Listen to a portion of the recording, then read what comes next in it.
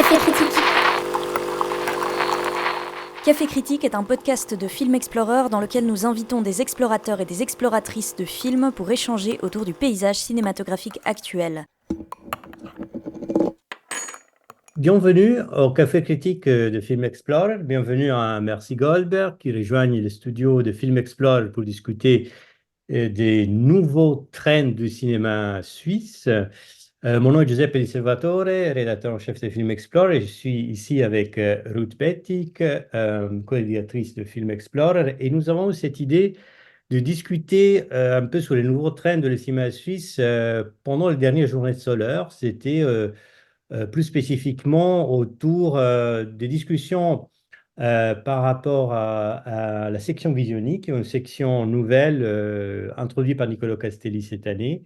Et c'était un peu l'occasion de voir finalement, de rendre visible peut-être là ce qu'on pourrait appeler la relève ou la nouvelle génération, parce que les critères de cette section, c'est de sélectionner justement des premiers films ou des deuxièmes films. Donc, disons que quand on parle de nouvelle génération, on imagine, ou moi j'imagine, des personnes, des cinéastes entre les 25 ans, mais on pourrait aller jusqu'à 40-45 ans. Euh, et ce que j'ai trouvé intéressant, c'était un peu ces questions de visibilité. Déjà en 2022, quand j'étais dans le comité sélection de Journée Solaire, j'ai trouvé, en ayant vu beaucoup de films, j'ai trouvé la nécessité de rendre plus visible euh, toute une série de personnes qui font des films, justement, qui sont plus jeunes et qui souvent, justement, ils ne sont pas mis ensemble, ils ne sont pas visibles. Et Journée de Solaire, c'est certainement la bonne occasion pour le faire. Et justement, dans le dernier Journée de Solaire 2024, par exemple, je nomme juste quatre films qui m'ont intrigué. Et justement, c'est tous les quatre des premières. C'est Taube et Feuer de Dominique Zitloff, Für Brent de Michel Carrer, Electric Fields de Lisa Gertsch ou bien Antier Noche de Alberto Martín Menacho. Tous des films, justement, des premiers films qui me donnaient envie de dire qu'il y a une envie dans les nouvelles générations d'une écriture de cinéma peut-être plus créative, au moins concernant la forme, ou disons une attirance pour l'essai. Alors, vu que nous sommes, en tant que filmmaker, nous sommes assez boulimiques et assez concentrés sur le contemporain, on a rencontré justement à la Journée de Solaire Marcie Goldberg, qui est une spécialiste du cinéma suisse, écrivaine, discutante, disons comme cela, avec grande expérience justement aussi historique par rapport au cinéma suisse. Alors, de ta perspective, Marcie, est-ce que tu as eu aussi une impression en journée solaire, mais en général en ce moment, que dans les nouvelles générations, il y aurait cette envie d'une signature plus artistique ou d'une envie de faire des films de façon plus créative? Alors, d'abord, merci pour cet accueil. C'est un plaisir de discuter avec vous. Donc, déjà, je suis historienne du cinéma, spécialisée entre autres sur le cinéma suisse. Donc, si tu poses une telle question à une historienne, il faut que je rentre un peu dans l'histoire pour répondre. Et il faut dire que le Festival de Soleure avait très souvent eu des phases ou des étapes où il y avait comme un conflit entre les générations. Déjà, les débuts du festival remontent un peu au mouvement de la jeunesse des années 60-70. Et après, dans les années 80, il y a eu un peu un révolte par rapport aux jeunes des années 80 envers la génération fondatrice. Et donc, c'est pas nouveau que les jeunes réclament plus de place et plus d'attention pour leur signature, non seulement leur thème et une actualité du point de vue de la jeune génération, mais aussi une autre manière de raconter des histoires ou bien d'aborder la réalité au niveau du documentaire. Donc ça se passe, mais c'est comme un peu une tradition que ça existe, paradoxalement, un peu. Et ce qui me frappe avec les gens qu'on traite de jeunes en ce moment, et c'est une génération avec laquelle j'ai surtout un contact à travers mon enseignement, qui se passe en ce moment surtout à l'École des Beaux-Arts de Lucerne, mais je fais aussi je suis aussi invitée dans d'autres contextes pour donner des cours. Et c'est vrai que je constate d'une part au niveau des thèmes, d'autre part au niveau d'une prise de position politique, et s'il y a une troisième main, euh, une troisième part, absolument une autre manière de raconter, de construire la caméra et aussi dramaturgiquement. Donc oui, je crois que justement, les gens sont très diverses entre eux, entre elles, mais pour moi, il y a quelques tendances que je constate. Et je pourrais lancer deux ou trois, une petite liste de ce qui me frappe. Euh, Oui, par exemple. donc déjà, ce que je trouve intéressant, si on regarde dans les médias, on a tendance à dire que cette génération, c'est la génération TikTok. Ils n'ont pas comment dire, ils ne peuvent pas faire attention pendant longtemps et ils font que des choses courtes, vite, etc. Donc, dans le monde du cinéma, dans le milieu cinématographique, je vois le contraire. C'est que ces gens-là, peut-être en forme de résistance envers la TikTokisation des médias, il y a un grand amour pour le soi-disant slow cinema. Et ça, c'est quelque chose qui m'a beaucoup surpris il y a quelques années quand mes étudiants, mes étudiantes ont commencé à me parler du slow cinéma, en me demandant si j'avais des exemples à proposer, en voulant lire des livres à ce sujet, en regardant et en faisant des films qui ne sont pas formatés dans ce truc de vidéoclip, mais qui prennent une toute autre haleine. Et ça, je trouve très, très intéressant, surtout dans le contexte de ce qui se passe dans les médias, surtout dans les médias des réseaux sociaux. Donc ça, c'est une tendance qui me frappe. Et on peut retourner à ça après. Et juste pour dire l'autre, ce que je trouve, ce qui me plaît beaucoup, c'est que beaucoup de gens de cette soi-disant plus jeune génération, et c'est pas tout le monde, hein, mais au niveau de la représentation liée à l'identité, à différentes facettes de l'identité, je vois une plus grande diversité, une plus grande flexibilité, une fluidité, si c'est pour des questions de genre, de gender, si c'est pour des questions d'identité, de migration, d'identité mixte, de personnes qui ont un background un peu divers.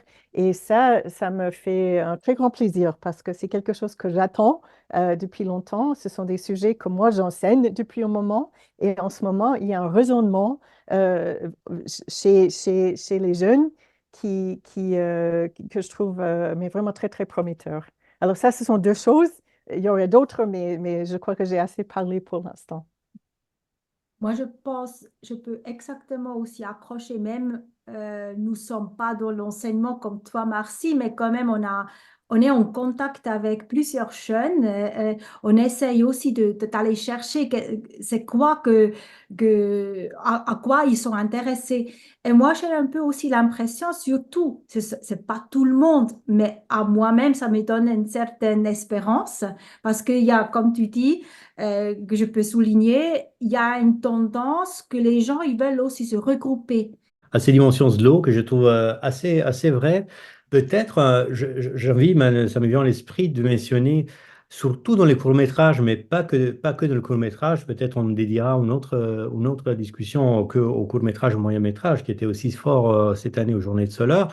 Par exemple, l'usage de la pellicule. L'intérêt qui est peut-être contre-courant par rapport à l'émergence Mhm, de nouveaux médias, de nouveaux formats, mhm, l'intérêt de la pellicule, et ça va dans le sens que tu disais de slow, parce que évidemment la pellicule demande toute notre attention, elle est devenue très chère, et elle est certainement plus chère, donc ça demande une autre attention, une autre capacité d'attente et de choix par rapport à l'image. Et de mhm, ce point de vue, c'est quelque chose d'assez frappant. Nous, on a fait, une fois, je rappelle, une sélection parmi des courts-métrages, mais comme ça, une sélection d'intérêt, un peu, sans trop regarder l'effort. Et on s'est rendu compte qu'on avait la majorité, ou 80%, 70%, 80% des films qui étaient tournés en pellicule par des tout jeunes, fait des gens qui sortaient euh, des diplômes, fait des écoles. Donc ça, certainement, te rejoins totalement sur ce point. Et sur le point de la fluidité, appelons comme ça, qui est annoncée, je trouve aussi assez pertinente. Je dirais non seulement par rapport à la question qui est certainement très, très discutée, quelquefois aussi à la mode, par exemple de la fluidité de genre etc. Mais je dirais aussi par rapport vraiment à l'identité suisse. Bon, la Suisse était toujours un peu un melting pot de plusieurs nationalités, de plusieurs personnes, une histoire d'immigration très très forte. Mais je pense que chez les jeunes, en allant aussi, une fois on était justement à Lucerne dans les cours, euh, et on se rend compte que en termes de nom de famille, en termes de personnes qui ont voilà, des provenances vraiment de tout type, et en regardant un petit peu le nom de jeunes générations suisses, bah, je me suis un petit peu rendu compte que bah, ça me vient beaucoup de noms de, par exemple, des personnes non suisses qui ont étudié en Suisse et qui font des films qui sont célébrés comme Suisses, justement. Je pense à Eleni Averiani, Michele Pennetta, qui est italien, Eddie Graf, Basile qui de est Cunha. Jorge Cadena, plutôt côté, pour l'instant, Mhm. court-métrage qui est colombien, ou Alberto Martimanac, justement, que je nommais avant, qui est d'origine espagnole, ou bien des personnes suisses qui ont étudié à l'étranger. Il y en a beaucoup. Parmi justement ces jeunes auteurs dont on parle, Siri Schäuble a étudié à l'étranger, Jan Gassmann a étudié en Allemagne, le même pour les frères Zürcher, Katharina Wies, Nicole Vögel et Nicole Stein. La liste est très longue. Et donc, je pense qu'il y a aussi un fait qui conserve vraiment notre époque et qui parle justement de la Suisse d'aujourd'hui par rapport à cette fluidité. Oui, je crois qu'il y a certaines barrières qui sont moins là ou certaines différences qui étaient plutôt contestées dans le passé. Et en ce moment, les gens sont beaucoup plus, comment dire, détendu par rapport à ça. Il y a une grande relaxation par rapport à certaines. Avant, c'était peut-être des oppositions binaires et maintenant, c'est les gens qui disent oui, on peut être les deux, on peut faire tout en même temps, on peut échanger les genres, etc. Et je vais dire bientôt quelque chose sur ça aussi. Mais oui, c'est vrai qu'il y a plein de gens qui sont. Il y a aussi des gens qui ont passé leur enfance ou se sont grandis partiellement en Suisse, mais qui ont aussi d'autres racines et qui vivent dans ces identités multiples. Quant à Magaïrigi, ça serait pour moi un exemple brillant d'une telle personne qui a grandi en Suisse romande, mais qui a des racines rwandaises du côté de son père et qui est maintenant un rising star du cinéma afrofuturiste en ce moment et qui fait le tour de beaucoup de festivals partout dans le monde. Et c'est une manière de comment dire, d'embrasser ou de pouvoir gérer une identité multiple et travailler dans plusieurs langues, dans plusieurs pays, avec des crews qui sont aussi très mixtes, etc. Et oui, justement, ce que je voulais dire par rapport à la pellicule, bon, il y a déjà une certaine nostalgie, n'est-ce pas, envers l'analogue qu'on constate. Et pour nous qui ont vécu ça, ouais, moi j'ai 55 ans, hein, j'ai pas de secret. Et pour moi, j'ai vécu ce changement du disque à la cassette jusqu'au CD, etc. Et maintenant, tout est sur Spotify et toutes les plateformes. Et de voir que les jeunes recommencent à collectionner des disques vinyles, c'est marrant, c'est assez intéressant. Les montres qu'ils portent et tout. Et donc, j'ai constaté aussi, surtout dans mes cours, mais aussi en regardant des films dans les festivals, moi, j'arrive pas à voir autant de films que vous, qui voyagent dans tous les festivals. Mais j'ai quelques exemples du cinéma Super 8, historiquement, que je montre souvent dans mes cours. Et j'ai constaté que dans les dernières années, il y a eu un certain excitement par rapport du côté des classes qui était moins là il y a quelques années. Les gens étaient toujours un peu intéressés par ça.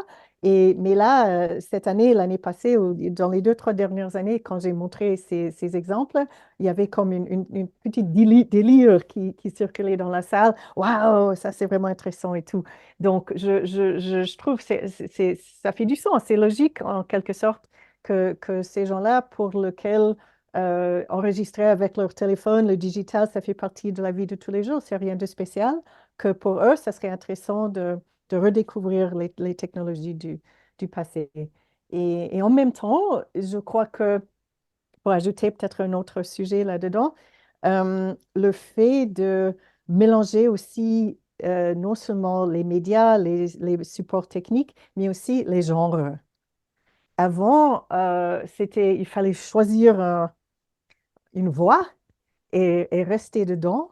Et maintenant, entre le cinéma expérimental, on l'appelait avant-garde, mais bon, le cinéma expérimental, euh, le cinéma de genre, les séries de la télévision, le documentaire, la fiction, les choses mises en scène, le reenactment, tout ça, les gens sont moins coincés, à mon avis, pour mélanger les choses et pour tout utiliser.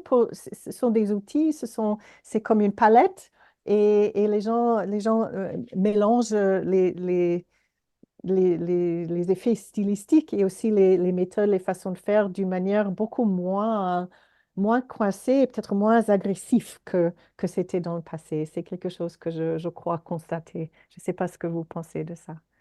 Oui, justement, je pensais, quand je me suis imaginé discuter un peu cette question, est-ce qu'il y a quelque chose qui change par rapport aux nouvelles générations? Je me suis dit, bon, on est en Suisse, il faut surtout demander aux documentaires, parce que la tradition documentaire, est très solide aussi. S'il y a quelque chose qui change, bah, évidemment, ça va changer dans le documentaire. Et c'est vrai, cette mélange des genres, surtout une grande envie de brouiller les cartes entre ce qu'on appelle documentaire ou non-fiction et la fiction. Ça me semble assez présent, même des films pas tout récents comme Réveil sur Mars, par exemple, de Ginovici, même le plus vieux film encore d'une autre autrice qu'on espère de voir plus souvent, Nicole Vögel et Closing Time.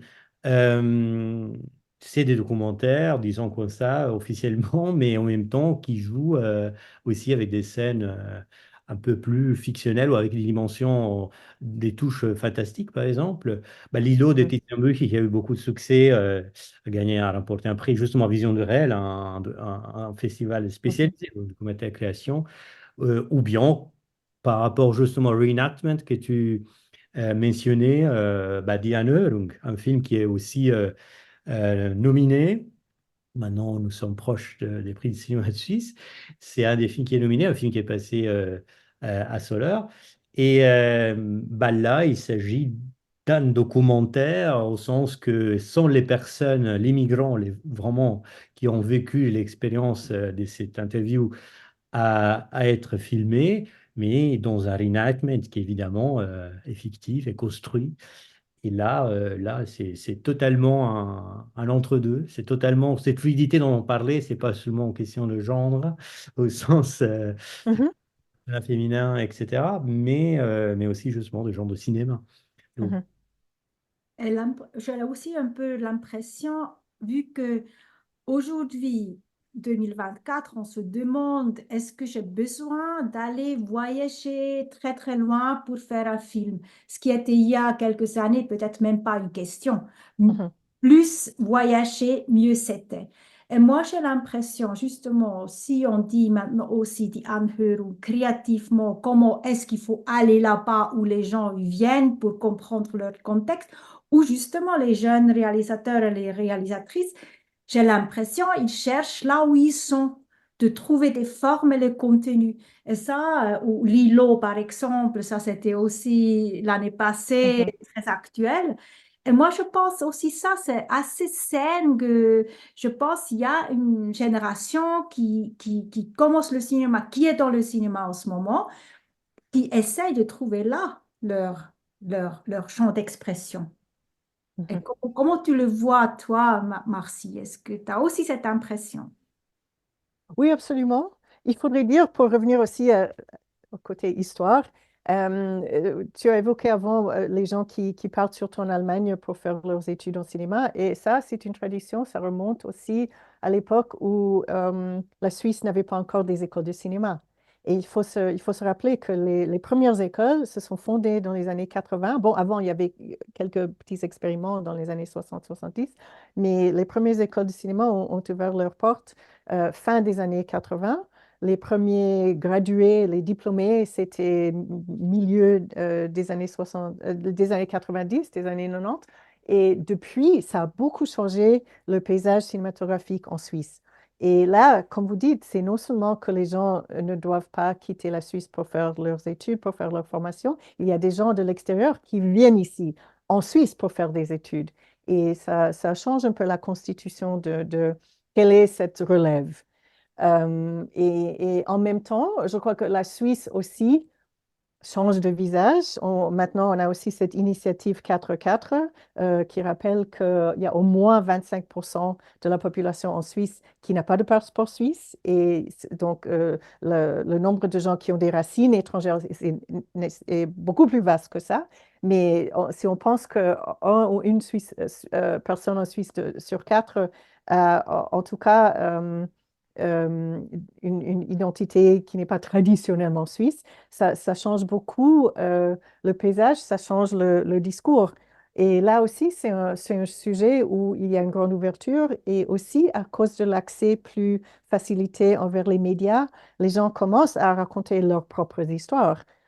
Et sur ce sujet, n'est-ce pas, dans le passé, les films classiques comme Siamo Italiani, c'était un chef-d'œuvre à l'époque. C'était déjà le fait qu'un groupe de cinéastes suisses s'intéresse pour des questions de migration et de l'exploitation des migrants, migrantes en Suisse. C'était déjà à l'époque, c'était quelque chose de, comment dire, bahnbrechend. Euh, euh, et de nos jours, ce serait un peu démodé ou un peu old school de faire un film sur les gens comme ça. Il faut ou bien faire des films avec ces personnes, comme Lisa Gehrig a fait dans Die Anhörung, dans l'audience, ou, euh, ou bien que les gens prennent eux-mêmes, elles-mêmes, les caméras, les outils de production et font leur propre film. Le film de Luka Popadic, sur les gens qui ont un background de migration et qui font l'armée suisse. C'est une perspective qui est très originelle et ça correspond à quelque chose que beaucoup de gens ont vécu depuis sûrement des décennies, mais on ne parlait pas de ça. Et il n'y avait peut-être pas quelqu'un qui avait l'accès aux instruments de production de films pour en raconter l'histoire. Donc, c'est très intéressant. Et chez Lisa Gehrig, elle tient beaucoup à souligner qu'elle n'a pas fait un film sur ces recurrentes d'asile, mais elle a fait le film avec eux, avec elle, qu'ils ont construit le film ensemble. Et en ce moment, c'est un sujet un peu de débat parce qu'il y a eu quelques articles sur le film qui ont mis en question sa manière de faire. Et elle soutient le côté collaboratif de ce projet. Et surtout, je pense que ce que tu dis là, c'est aussi cette question qu'on est devenu plus coloreux, et ça veut dire Coloré. coloré, plus de couleurs. En fait, Plus justement, divers. oui, et là, je pense que ce qui est intéressant, ce qui sera une grande chance, c'est aussi des perspectives. Il y a plus de perspectives, mais c'est clair, ça demande de notre part, comme critique ou dans des discussions, d'emmener des discussions aussi plus nuancées. Mais ça, voilà, c'est un peu une autre tâche à faire. Et souvent dans les écoles, ça se forme, comme toujours, des collectifs. C'est-à-dire, ce qu'on Mhm. voit souvent, c'est des personnes, surtout pour des premiers films, quelquefois, qui bypassent ou qui contournent le parcours traditionnel de se tourner un peu en maison de production, et travailler avec une maison de production, avec un certain budget, etc.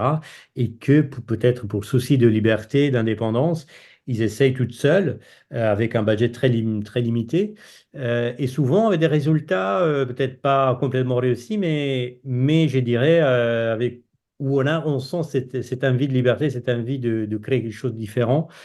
Donc, cette dimension de la collectivité, ça joue aussi par rapport à la création. Pour moi, par contre, ce que je trouve plus problématique, et peut-être ça nous concerne en tant que journaliste ou critique, c'est la question de la visibilité. C'est-à-dire, à une époque, pour revenir au fil rouge historique, j'imagine que Mhm, les personnes qui avaient envie de faire un cinéma autre, différent, innovateur ou non, mais dans tous les cas autre, bah, peut-être parce qu'il y en avait aussi moins ou parce qu'il y avait plus de facilité de collaboration, bah, on se retrouvait, ça se crée des écoles ou des compagnonnages, des groupes. mhm, Euh, Par contre, aujourd'hui, j'ai l'impression que ces jeunes, sauf quelques petits collectifs, ils sont beaucoup moins visibles en tant que groupe, en tant que... euh, et je me demande justement, c'est quoi la responsabilité, alors notamment peut-être des festivals, c'est pour cela que j'avais commencé à dire, je trouvais assez belle l'initiative de ces sections de Soleur, parce que ça donne la mhm. possibilité de créer comme, c'est couraté, c'est une petite sélection, mais quand même de donner une certaine visibilité. Peut-être le vrai problème, c'est aussi que la grande partie, je me suis fait une liste de tous ces jeunes, entre guillemets, et pas si jeunes, la grande partie a fait un film, au maximal deux films. Donc ça, je trouvais un petit problème, je voulais lancer dans la round. C'est-à-dire, Mhm. est-ce qu'on peut après vraiment parler du- d'une génération de cinéastes si après, on a énormément de premiers films, quelques deuxièmes films, mais après, des auteurs qui produisent tous les 4 ans, 5 ans, 6 ans, 7 ans. N'est-ce pas? C'est une question un peu difficile cette question de définition. Parce que déjà, comment est-ce qu'une génération se définit? Les gens qui ont le même âge, ils n'ont pas forcément les mêmes intérêts, les mêmes points de vue. Bon, historiquement, on a vu que chaque époque a été influencée par certains mouvements, mais il n'y avait pas tout le monde qui faisait partie de ces mouvements. Et là, je crois que les gens qui ont commencé à faire des films, qui ont fait un premier long métrage ou un deuxième, il faut voir comment ça se développe. Je suis, comment dire en allemand, ich bin gespannt. Comment ça va se développer? Est-ce qu'on va voir vraiment une certaine, une prise de position, une écriture très claire ou un message qui est lancé par ces gens-là? Je crois que la réponse est quand même plutôt non, parce que comme on a déjà dit, il y a une nouvelle hétérogénéité dans la chose, qui est pour moi une qualité. C'est-à-dire qu'il n'y a pas juste une manière de faire un film, il n'y a pas juste une communauté qui fait des films, il y a cette grande diversité. Donc, je crois qu'on va voir aussi une diversité de voix, de manières de faire, etc. Et pour retourner encore une fois à cette question de alternative et tout, bon, ça serait le sujet pour une discussion entière, peut-être une autre fois, parce que je ne sais pas si vous êtes d'accord avec ce que je vais en train de dire, mais je suis en train de dire, mais à mon avis, cette lutte entre l'expérimental et le mainstream, il est beaucoup moins présent en ce moment. Et c'est un peu ça que je voulais dire tout à l'heure quand j'ai dit que les gens sont beaucoup plus relaxed par rapport au mélange de genres et de façons de faire.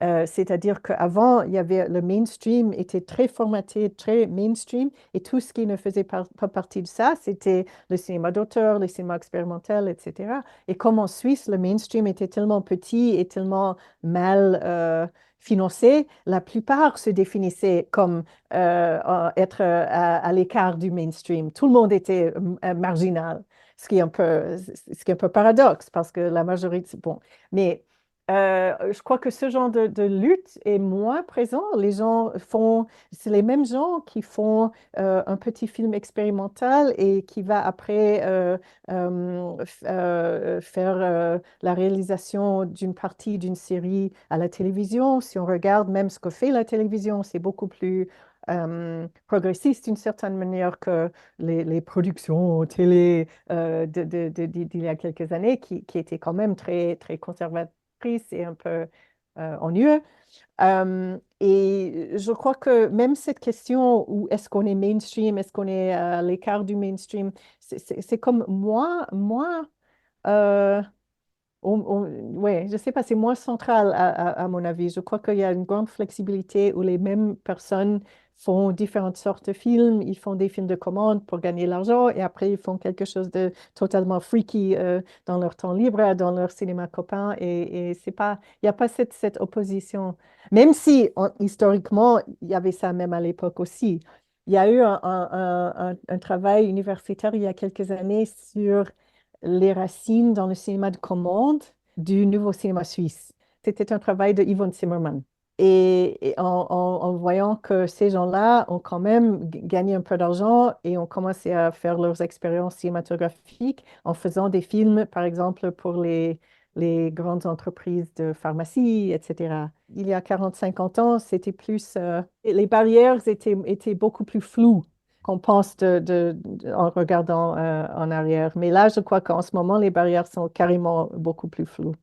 Mais par rapport à ce que tu dis, c'est peut-être aussi le reflet justement d'un panorama audiovisuel qui est changé. À l'époque, on était assez polarisé entre le cinéma et la télé.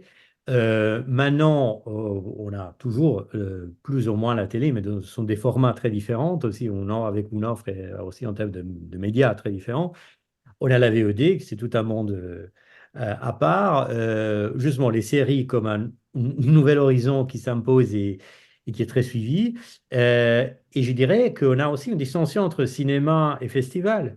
Il y a, je pense, toute une carrière, mais ce serait aussi un sujet de notre discussion, mais il y a toute une Mm. série de films qui visent à leur carrière dans les festivals, sans penser nécessairement au cinéma, ou des films qui pensent au cinéma sans penser au festival. Alors là, peut-être je vais trop dans les nuances, mais je pense qu'aujourd'hui, il y a aussi en termes de public, un public des festivals qui n'est pas nécessairement, paradoxalement, un public cinéma, qui n'est pas nécessairement un public de télé, qui n'est pas nécessairement un public de streaming et qui n'est pas nécessairement un public de série. Donc je pense que, comme tu dis, d'un côté, on peut le voir positivement ou négativement, mais ça certainement donne aux créateurs la possibilité d'être multitasking, disons comme ça, de se jouer et de tester aussi des formats très différents l'un de l'autre.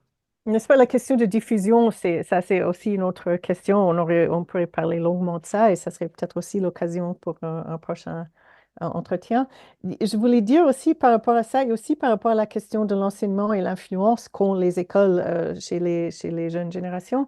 Dans ce contexte, il faudrait aussi évoquer le travail sur l'essai vidéographique.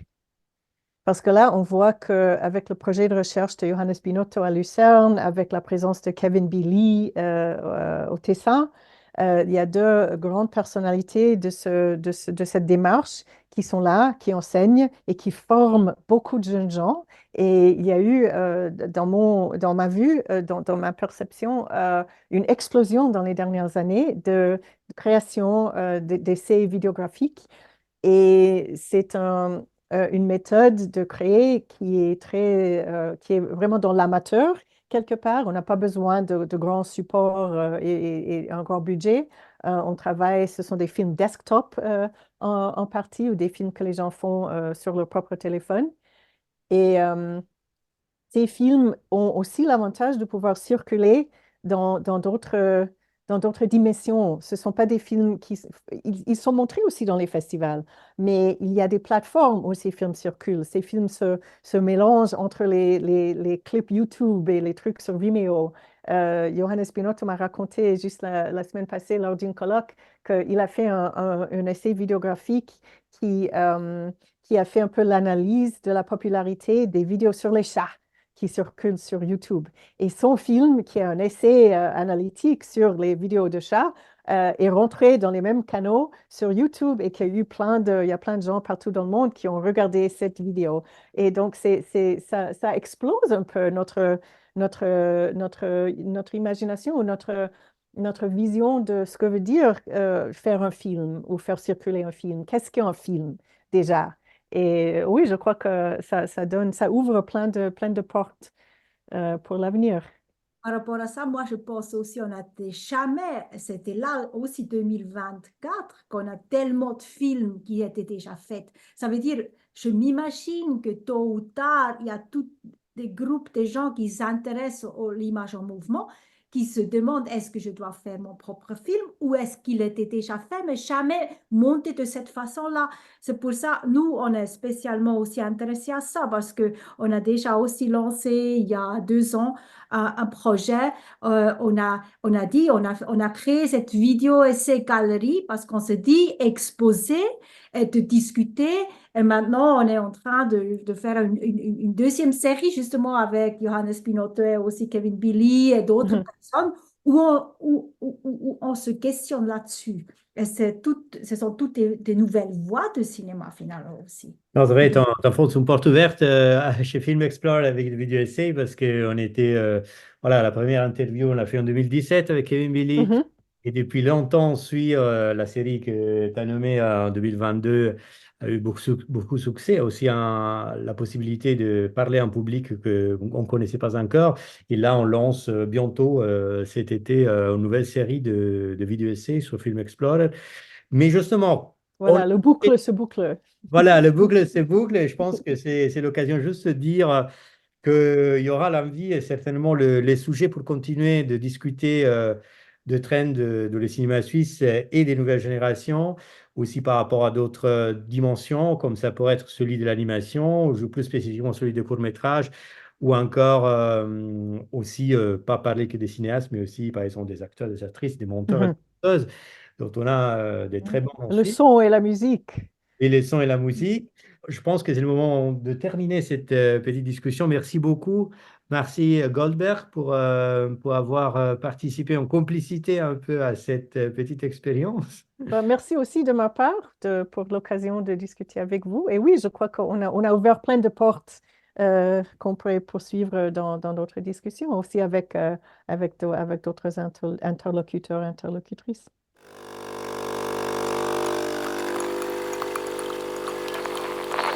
Café critique.